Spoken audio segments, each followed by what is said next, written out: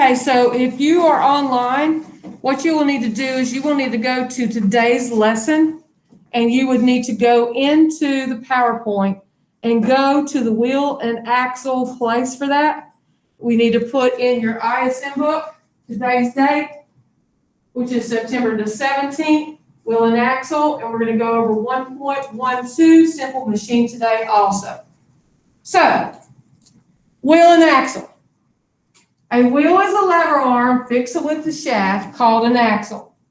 A wheel and axle moves together as a simple lever to lift and move items by rolling. It is important to know which is applying the effort and the resistance force of a wheel and axle. So based on this picture, where is your forward roll? Is it the center of the tire, right? Yes. Okay. Where is our resistance force? Okay. And that's close to it, right? And then our resistance force is? Blue arrow is our effort force, and our pink arrow is our resistance force. So, if we look, here are some examples. So remember, tomorrow, what you're going to try to do is you're trying to find, or better yet tonight, you will need to find one thing at your house for each of the simple machines. So it kind of gives us little examples here. It gives us a steering wheel, a knob for a dryer, maybe a turn-off switch for water. Those are all wheels and axles. Your car, right? If you had like a little matchbox car, it would have one. Those robots up there, they all have wheel and axles. They're pretty easy to find, a wheel and axle, okay? So when we're doing that, we are going to use, for IMA, the same formula, right? DE over DR. But then it tells us here that both effort and resistance forces will travel in a circle if unopposed. What does that mean? If there's that something to do for the resistance force? If there's no resistance force, They'll just keep going in the same circle unless something stops. Right, so in a car, the wheel and axle will keep going until when? So there's no honk. Yeah, apply the brake. Exactly. So, for my wheel and axle,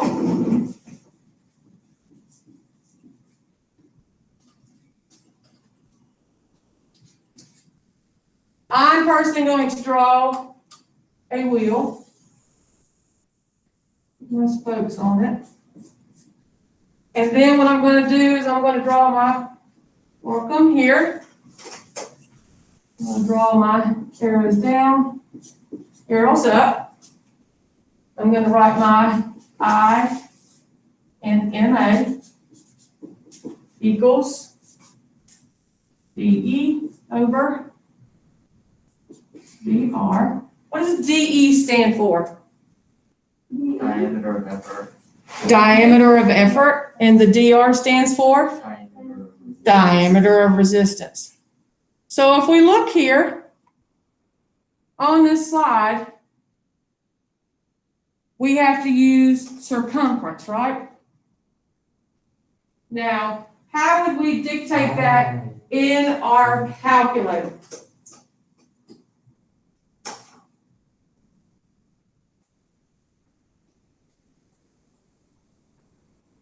How do we do pi in our calculator? Well, there's a button, Miss Sloan. We just have to hit that. So it tells you here. We're going to go on to the next slide. It tells us here we have the pi effort, right? Over pi resistance. And then what it tells us that it is in diameter.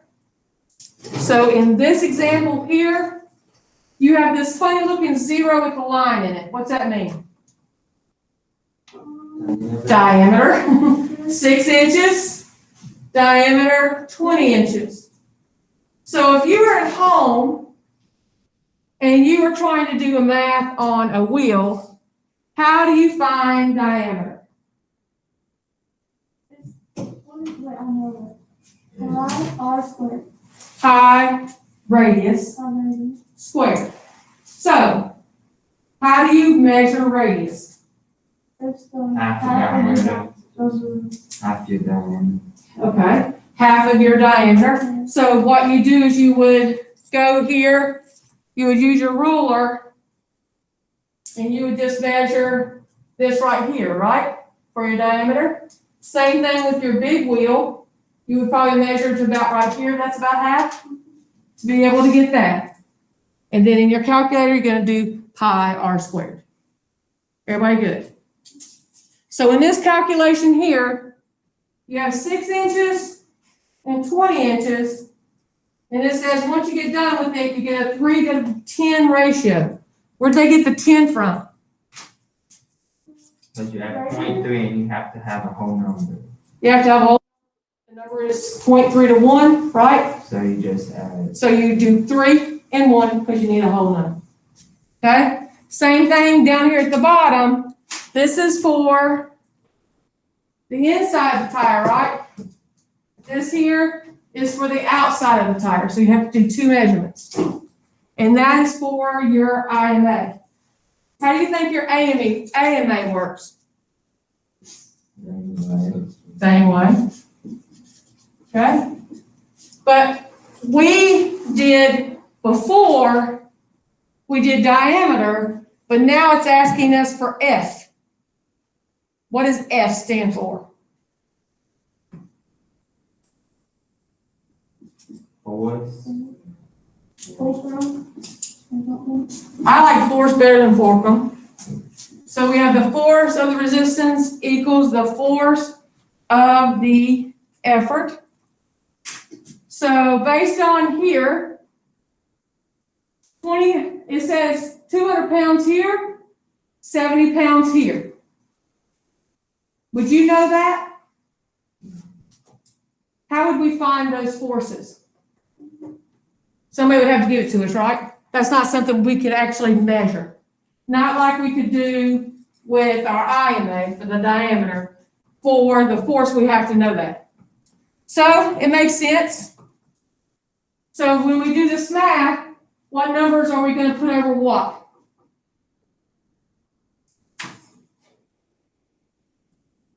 Lex? What numbers? 200 over 70. Yeah. I'm sorry? I didn't hear you, baby. 200 over 70. You do 200 over 70. And when you do that, then you get your 2.86 over. And then at the end, we're going to do percentage of efficiency. Why are we doing percentage of efficiency for? See how efficient the wheel axle is. So if I'm buying a tire, I want to know how efficient that tire is. What does that mean? Hope. Does you just do a tire? Mm-hmm. How well it works or? Right, how long it lasts, right? Listen, don't you pay more for tires if they go more miles? The more they last. Yes, you have. The more tread they have on there? I paid a lot of money on the tires that I've got because I drive a lot. If I was poor, I would pay less, right? Okay, so efficiency. The next thing we're going to talk about is pulling. And we will be done.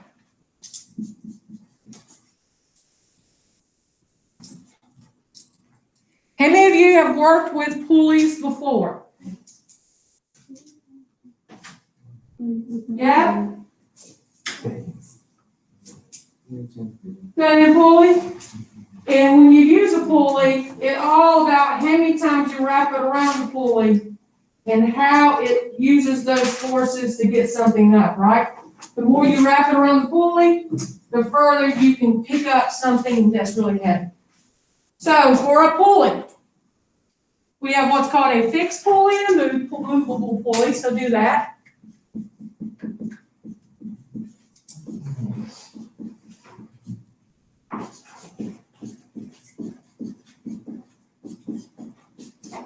just like it says there. A fixed pulley is something that is attached to something. Movable pulley is not. So when we're talking about a fixed pulley, we're talking about a first class lever.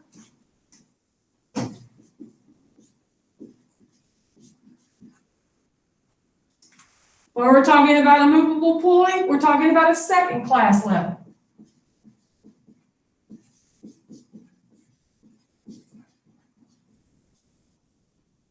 For a fixed pulley, we have an IMA of 1.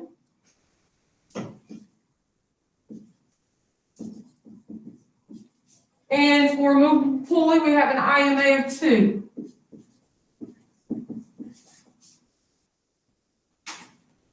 For a fixed pulley, we change the direction of the force.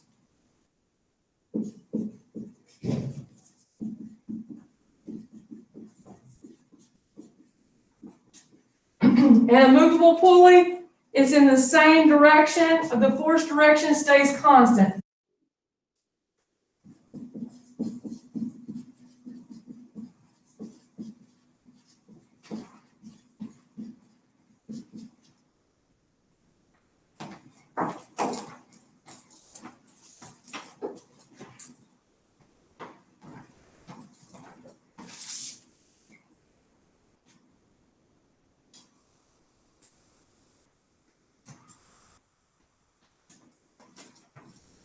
Pulleys in combination.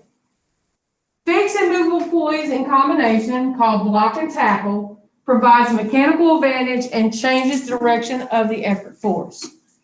If a single rope or a cable is threaded multiple times through the system of the pulleys, and the pulleys in IMA, so let's write that down.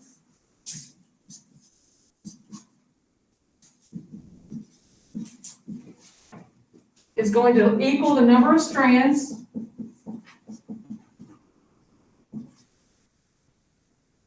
opposing the force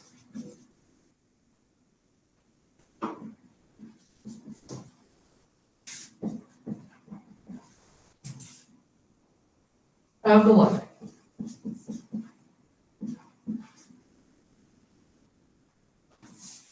So if we look here, it asks us what is the IMA of the pulley system on the right.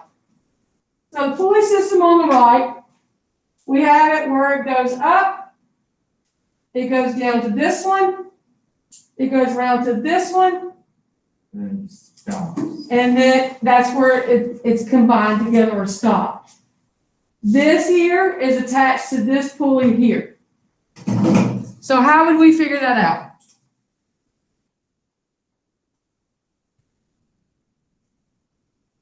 $600 divided by 4. Oh, okay.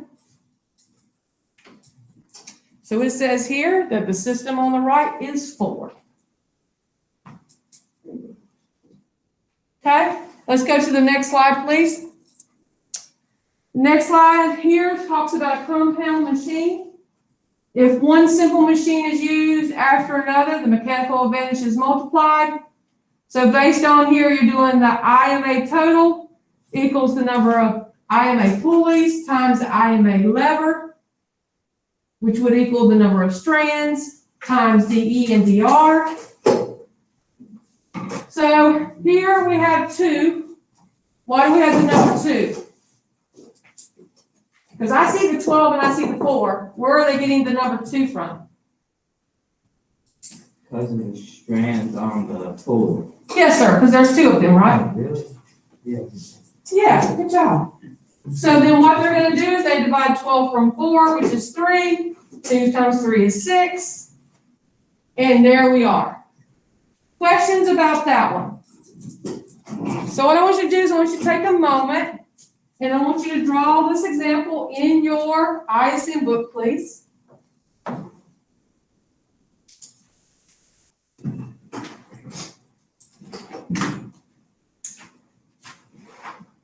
Draw this example on here. Yes, sir, if you don't mind, just for you for reference.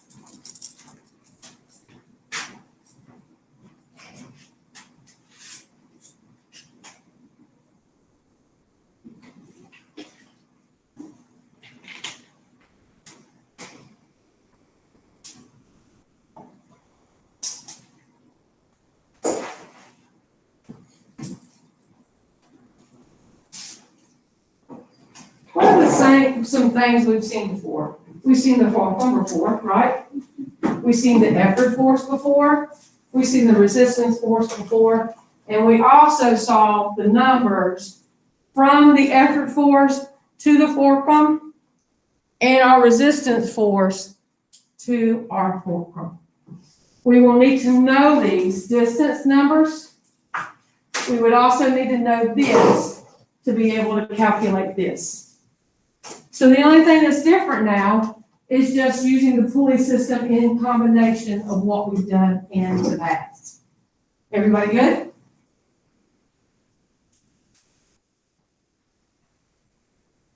Let's go to the next slide.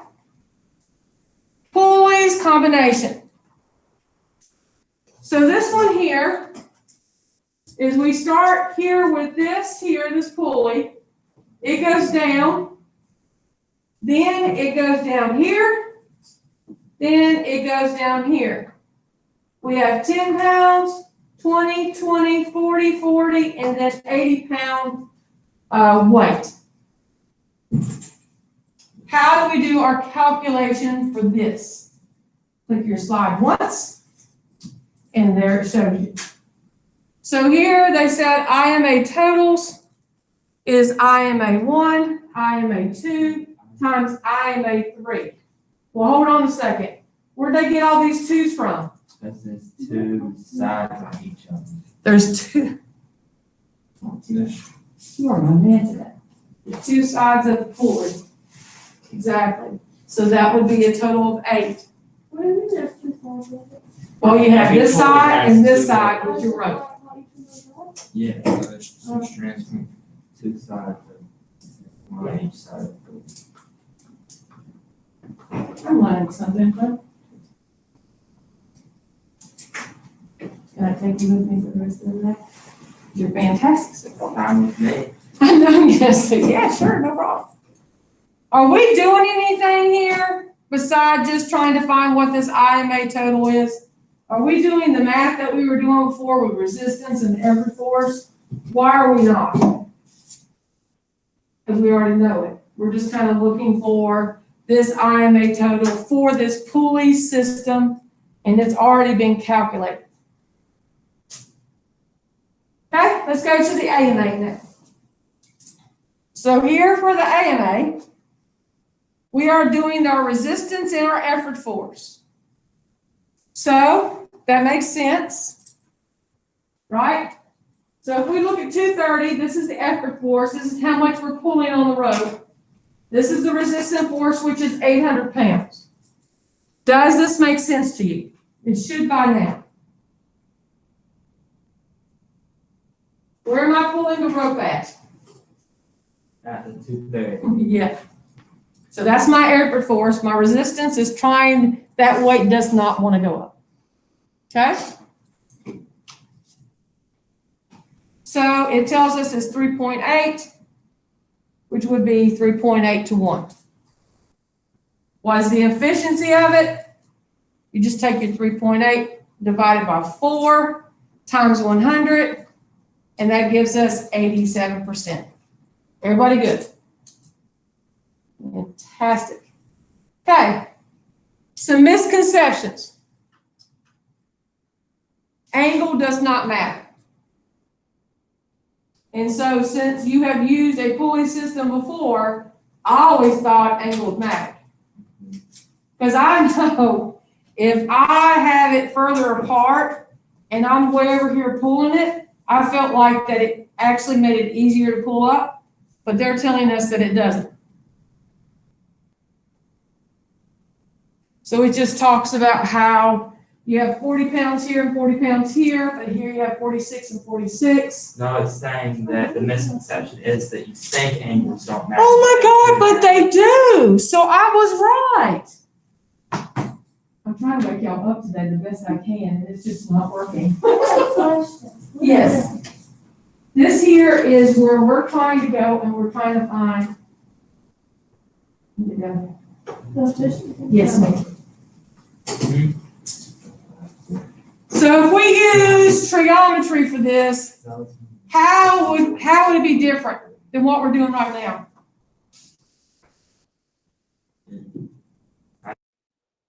I said, it says calculated IMA requires to geometry, how's that work with this in your math class?